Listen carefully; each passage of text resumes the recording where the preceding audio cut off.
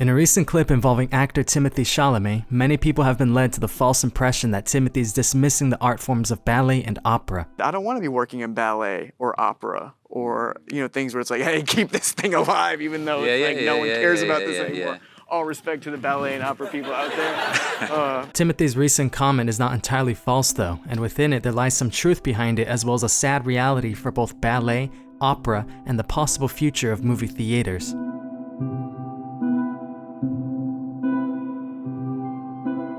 For starters, his comment that no one cares about this anymore is hyperbolic yet still contains an insurmountable weight of truth behind it when looking at the statistics behind ballet and opera attendance in America. In 2024, America contained an estimated 1.4 million people going to a ballet performance, translating to only 0.4% of America's population. As for the number of people who saw an opera within America, it is at an estimated 2.09 million people, meaning only 0.6% of America's population saw a performance during the same year. On the other side of the world, the continent of Europe has a huge advantage with attendance for these two art forms due to deep cultural integration, and it's more than double the amount of population in comparison to the country of America. Despite these advantages though, ballet and opera are still an activity barely any Europeans spend their time at. Within the year of 2024, about 12 million people saw ballet in Europe, marking only 1.6% of European citizens partaking in the experience. As for opera, 26 million Europeans went to an opera show during the same year as well, covering only 3.4% of Europe's population. While it is not true in a literal sense that not a single person cares about ballet and opera, with the statistics showing millions still in attendance to appreciate its artistry, it is evident that at least 99.6% of Americans and 98.4% of Europeans really do not give a shit about ballet. As for opera, well, 99.4% of Americans and 96.6% of Europeans could care less as well. It is a fact that these two art forms are hyper niche and are only enjoyed by a very, very small collective of people across the globe, to the point where the statement no one cares about this anymore is a nearly truthful statement. It is sad to see, but as time has gone on, a staggering majority around the world have begun to view these arts as undesirable for entertainment, and appreciation for them has declined significantly. In addition, another point behind Timothy's statement is that he does not want movie theaters to end up in the same vein that ballets and operas have become, a hyper-niche art form unseen and unappreciated, or as he puts it, I love movies, I love acting, I love going to movies. I was kind of getting scared when I was younger that maybe it was becoming like opera or something, like an outdated art form or something. He reinforces this idea during the same video that the viral clip emerged from by stating that people who go to the cinemas go out of their way to do so and are loud and proud about the films they watch, an energy that is now sadly missing from ballet or opera. I've done it myself to go on a talk show and go, hey, we got to keep movie theaters alive. We got to keep this genre alive.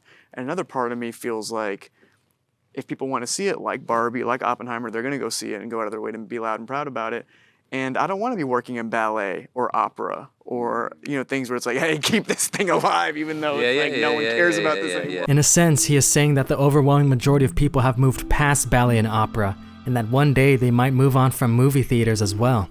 Timothy would be right to believe that a decline is slowly occurring, as this is evident when seeing that in America, movie theater attendance in 2025 was still 30 to 40% below pre-pandemic levels. Furthermore, America lost over 2,638 screens between the years 2022 and 2023 alone, marking the worst screen removal in 30 years. Movie theaters are also finding it harder and harder to generate revenue as factors such as streaming services, growing ticket costs, shorter theater to streaming platform windows, expensive concessions, and overall global hardships are impacting most people's ability to either want or have the opportunity to go. Also, in case you still do not get it because you're fucking stupid, Timothy does have a heavy appreciation for the art forms of ballet and opera, as he has stated that he grew up in the backstage of the New York City Ballet due to close family ties. I grew up backstage at the New York City Ballet. My grandmother danced in the New York City Ballet, my mother danced in the New York City Ballet, my sister danced in the New York City Ballet. I grew up dreaming big backstage at the Coke Theater in New York, He has also stated in a clip of him talking about Martyrs Supreme that he took heavy inspiration from various ballet dancers for his character performance. There's a physicality approach, like, again, it sounds pretentious, but like Baryshnikov and Balanchine and the way these dancers move, these classic ballet guys, I loved. It is clear that Timothy's comments come from having a close proximity and love for the world of ballet, and is saddened to see what it has been reduced to, something he does not want to occur to movie theaters. Lastly, there's the other incident regarding the whole chef story with Timothee. For starters, this information was reported by the Daily Mail of all publications, which is notorious for frequently pushing out lies and twisted truths just to make headlines and to get clicks.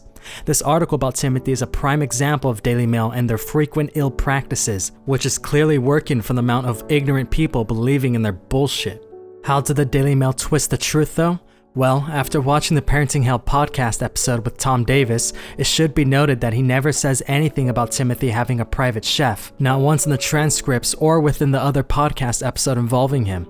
Doing a bit more digging though, I did learn from a Reddit comment on the subreddit for the Parenting Hell podcast that the episode with Tom Davis saying the chef comment has since been edited out for some reason. So sadly I cannot provide video proof, but a couple of other comments from this thread still shed some light on how Tom's comment was heavily taken out of context. As soon as I heard Tom talking about this, I knew there would be tabloid headlines. Not gonna lie, when I heard him tell this story I did think, Jesus Christ, what a twat. But I feel bad for Tom as this has been taken out of context. Tom was explaining that Timothee let him have the other 2 breakfasts, and he, Tom, certainly wasn't taking the piss or saying anything negative. Fucking hell, I ain't gonna read all this. Your cunts are on your own. It is clear that Tom said that comment in a non-malicious way, much in the same vein as how someone would answer when asked to say something bad about a friend. And if you're still not convinced, well, here's a clip of Tom Davis talking about Timothee Chalamet during the same interview where he mentioned the now cut chef story.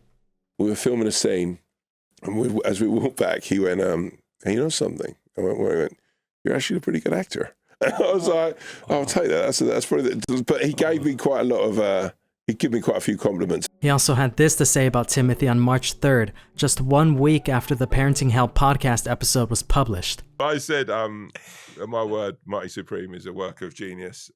Fucking smashed it. Congrats on everything. And he just in capital letters said, thank you, Tom.